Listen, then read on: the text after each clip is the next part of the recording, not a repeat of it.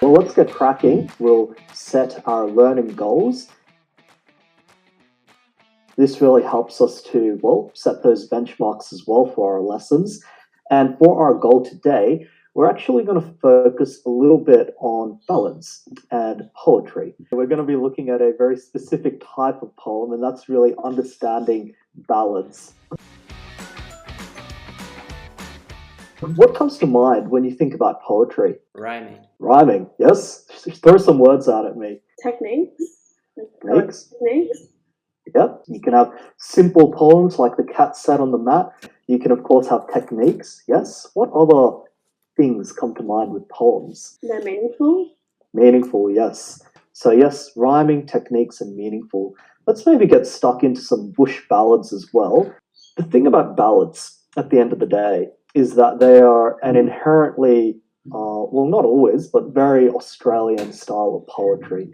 Now, let's maybe get started on one of the most famous ballads that we've come across, and that is famous poem Clancy of the Overflow. Okay, excellent reading, guys.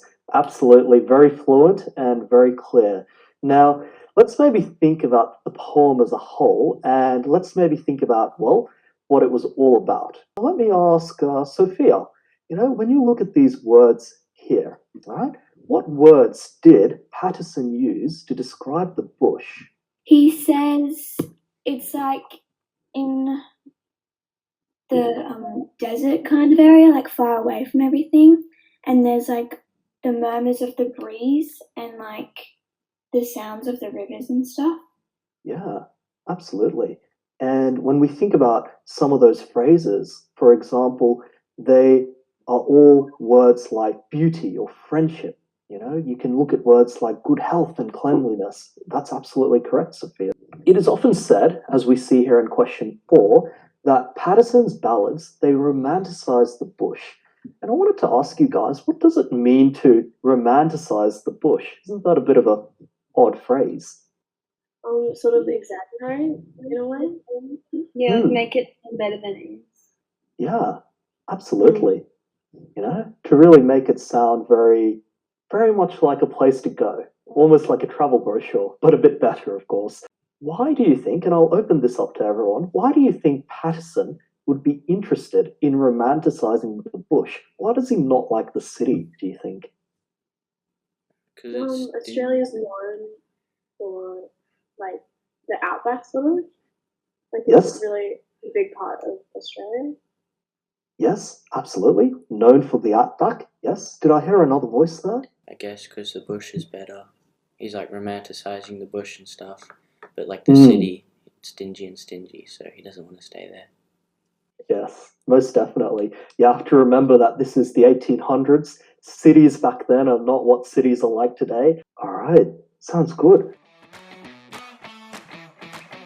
We can consider a little bit about our reflection for today to write down a couple of things that you might have learnt in this lesson. I see some very good responses. I learnt about ballads and why the bush was romanticized in the 1800s. Australian ballads, absolutely.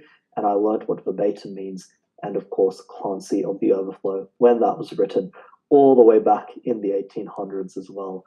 Well, if anyone has a humorous story that they know, I see some grinning faces. My cousin fell down the stairs. It was really funny. Okay, is your cousin okay? Yeah. Okay, fair enough. Well, that's all good. I think we should all be good, in all honesty. I think we've covered a very good amount. I think we've done rather well for today.